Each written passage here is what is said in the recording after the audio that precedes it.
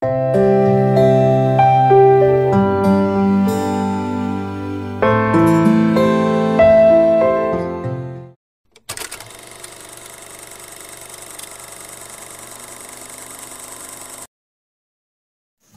dari semua jenis ilmu fisika adalah matematika. Itulah sebabnya secara umum matematika dianggap sebagai induk dari kesemua disiplin ini.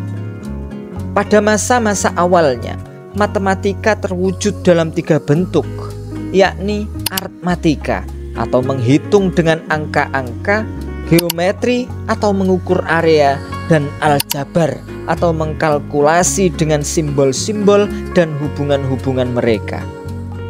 Teknik-teknik matematika ini memungkinkan orang-orang kuno untuk berpikir, berdebat, dan mengekspresikan diri mereka dalam sebuah cara yang relatif tepat dan seksama dalam urusan sehari-hari mereka. Meskipun aritmatika dianggap sebagai bentuk pertama, mungkin yang paling kuno dari matematika, tetapi sangat sedikit yang mengetahui asal-usulnya. Menurut sejarawan, dari hasil penggalian-penggalian arkeologi di lembah Nil dan Mesopotamia, hitung-menghitung tidak asing lagi bagi rakyat Mesir kuno dan Babilonia. Bangsa Cina dan India juga menciptakan cara-cara penghitungan khas mereka sendiri. Seperti halnya orang Arab pada masa Nabi Muhammad SAW yang memakai posisi jari mereka untuk membantu menghitung. Seperti bangsa Yunani dan Romawi sebelum mereka, orang Arab juga memakai alfabet mereka untuk tujuan berhitung, sampai akhirnya muncul angka-angka Arab. Meskipun sistem bilangan berbasis 0 dikenal oleh bangsa India kuno, tetapi orang-orang Islamlah yang menemukan kata 0, berasal dari bahasa Arab sifr yang berarti tidak ada atau nihil. Para matematikawan Islam mengembangkan sistem bilangan desimal ketat yang kemudian dikenal sebagai angka-angka Arab. Ketika para matematikawan Islam sibuk menciptakan persamaan-persamaan matematika yang kompleks dan canggih di laboratorium-laboratorium penelitian mereka di Baghdad, Damaskus, Kairo, dan Merv, orang Eropa kesulitan melakukan perhitungan-perhitungan matematika sederhana dengan angka-angka Romawi. Berusaha melakukan sebuah persamaan matematika sederhana dengan angka Romawi merupakan pekerjaan yang sangat berat, bahkan bisa dibilang pekerjaan yang sia-sia. Sebaliknya, pengenalan angka-angka Arab tidak lain mewakili sebuah revolusi besar dalam studi dan penelitian matematika. Ini membantu para matematikawan Islam generasi awal untuk mengembangkan dan menyempurnakan seluruh disiplin matematika demi kepentingan manusia. Tidak ada matematikawan yang memainkan peran yang lebih penting dalam pengembangan aljabar dan angka-angka Arab selain Al-Khawarizmi. Itu sebabnya ia saat ini dianggap sebagai salah satu jenius matematika terbesar sepanjang masa. Abu Abdillah Muhammad bin Musa Al-Khawarizmi dilahirkan di Khawarizmi, Provinsi Khurasan di Asia Tengah.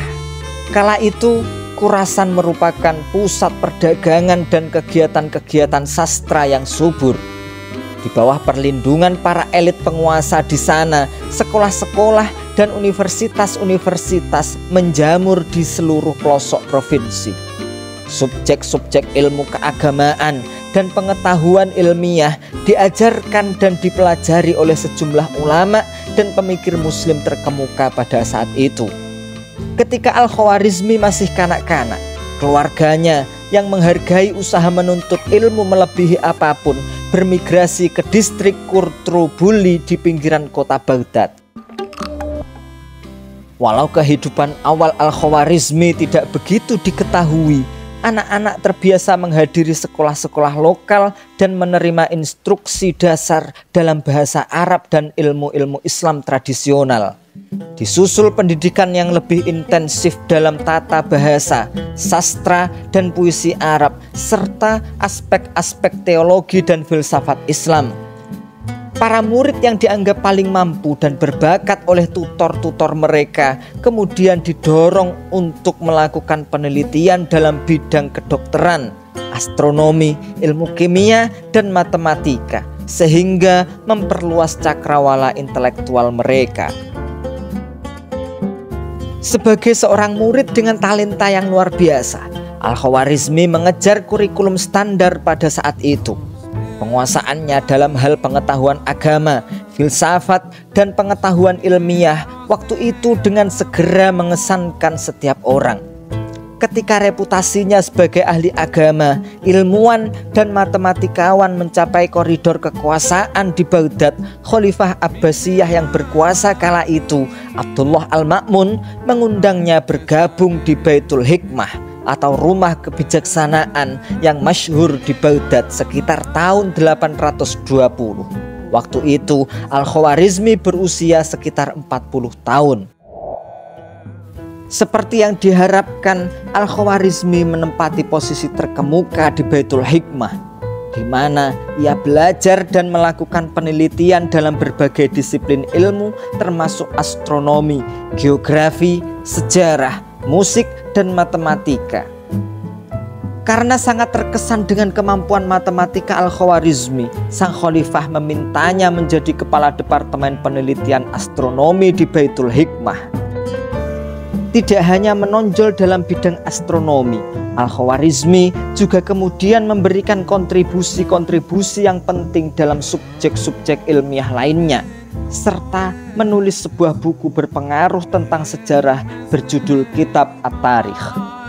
Buku ini kemudian mengilhami sejarawan-sejarawan muslim terkenal seperti Abul Hasan Al-Mas'udi dan At-Tabari untuk menuliskan karya-karya mereka sendiri.